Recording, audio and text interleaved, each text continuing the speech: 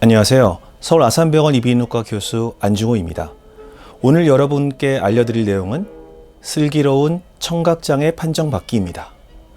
저는 대략 2005-6년경부터 국민연금공단 장애심사센터의 이비인후과 자문의사로 회의에 참석해왔고 2018년부터는 이의신청심사 전담 의학자문단으로 현재는 주로 심사 결과에 이의신청에 따른 재심사와 국민연금 장애지급심사에 주로 참여하고 있습니다.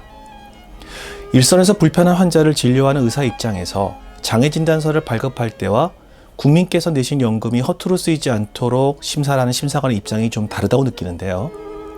그렇지만 내가 진짜로 불편해서 보청기 등의 청각 재활 혜택을 받고 싶은데 절차를 잘 모르거나 제대로 검사를 못 받아서 손해를 보는 일이 없도록 이번 동영상에서 알기 쉽게 설명드리도록 하겠습니다.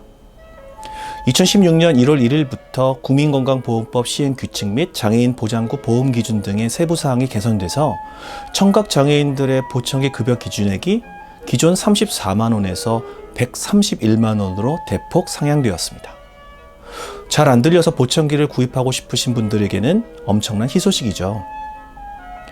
지금 보여드리는 표는 2017년, 2018년, 그리고 2019년 청각장애 진단 심사 건수와 이의신청 건수인데요.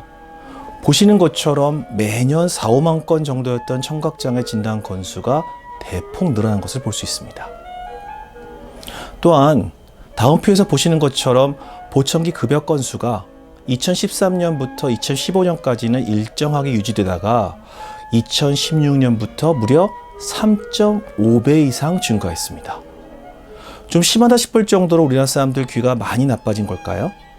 아니겠죠.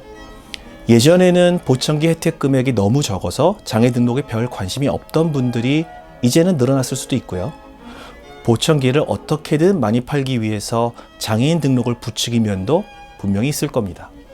사실 몇몇 특정 의원에서 비정상적으로 많은 장애 진단서를 발급한다는 신청을 하고 있어서 이를 뉴스에서도 다루고 이런 병 의원들에 대한 징계나 관리 방침을 마련하고 있기도 합니다. 한간에 이런 이야기도 떠돈다고 들었습니다. 다른 병원에서 안 되던 게 이 병원에 갔더니 장애진단서가 나오더라. 이건 말도 안 되죠. 진짜로 청력검사 결과가 병원마다 다르다면 청력검사 자체를 믿을 수도 없고 장애진단도 불가능하고 보청기도 맞출 수 없습니다. 오히려 나는 제대로 검사 받았는데 청력검사 결과가 일관성이 없다면 그 병원에서 보청기를 맞추더라도 나에게 제대로 도움이 안 될 수도 있다는 걸 아셔야 합니다. 요즘 저에게 환자를 의뢰하시는 이비인후과 원장님들은 그 병원에서 검사한 청력검사지를 같이 보내주시는데요. 상당히 결과를 신뢰할 수 있습니다. 결론적으로 서울 아산병원 진료협력병원은 믿고 가셔도 됩니다. 이 이야기는 여기까지 마무리하고 지금부터 청각장애 진단을 받기 위한 절차에 대해서 알려드리겠습니다. 먼저 보여드릴 것은 청각장애 진단 기준표입니다. 2급과 3급은 중증장애, 그리고 4급, 5급, 6급은 경증장애입니다. 각각의 장애 기준은 수능청력검사의 6분법에 의한 평균 청력 역치와 어음명료도 검사 결과를 기준으로 정합니다.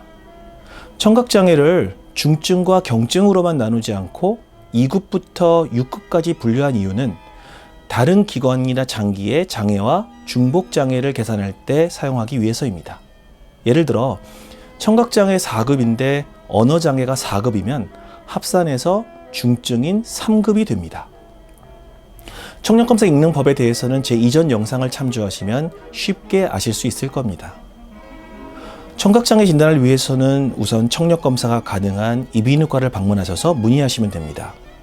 이때 필요한 청력검사는 3회의 수능 청력검사와 최소 1 내지 2회 이상의 어음검사, 그리고 1회의 청성뇌관 유발 반응 검사입니다. 검사는 2 내지 7일 간격으로 하게 되니까 평균 3회 정도 병의원을 방문하셔야 합니다. 그리고 복사한 검사 결과지와 심사용 진단서를 받아서 주민센터 사회복지과에 접수하시고 한 달 정도 후에 결과를 통보받습니다.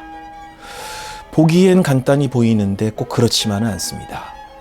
먼저 청각 장애가 예전부터 있어 온 것을 증명해야 합니다.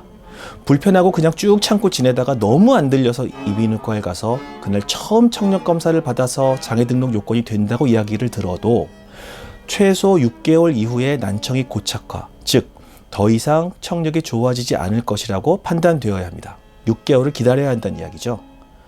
만약 처음 진단하신 의사 선생님이 더 이상 청력이 좋아질 가능성이 없다고 소견서를 써주시면 심사관이 참조는 하는데 진짜 좋아질지 안 좋아질지 처음 환자 봐서는 저도 완전히 알 수 없습니다.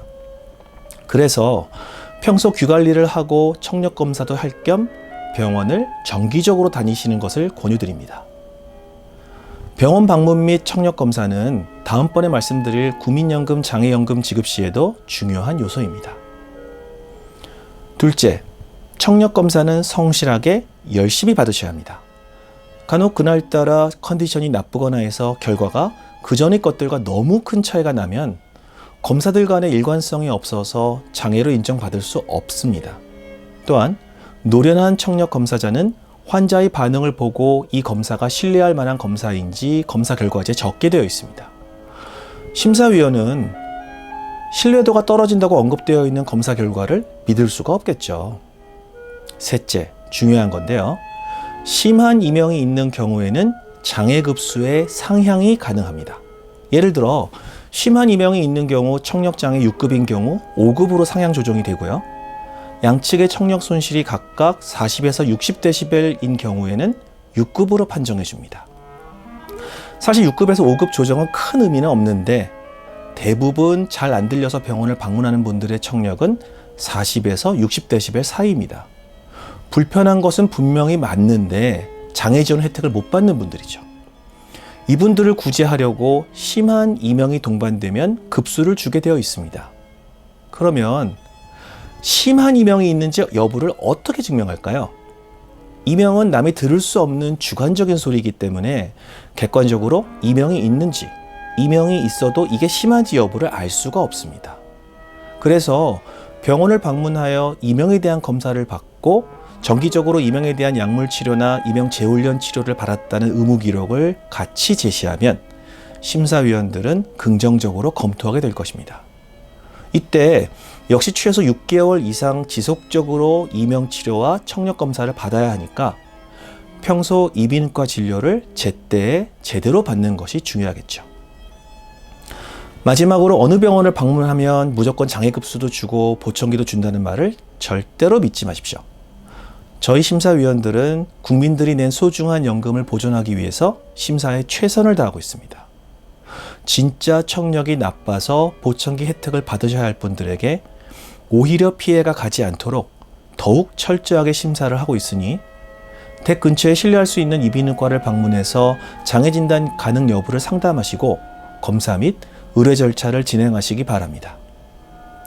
다음번 영상에서는 국민연금 청각장애 연금 관련해서 말씀드리도록 하겠습니다. 이상으로 청각장애 진단에 대해서 말씀드렸습니다. 오늘 제가 드린 말씀이 슬기로운 듣기 생활에 도움이 되셨기를 바랍니다. 감사합니다. 건강하세요.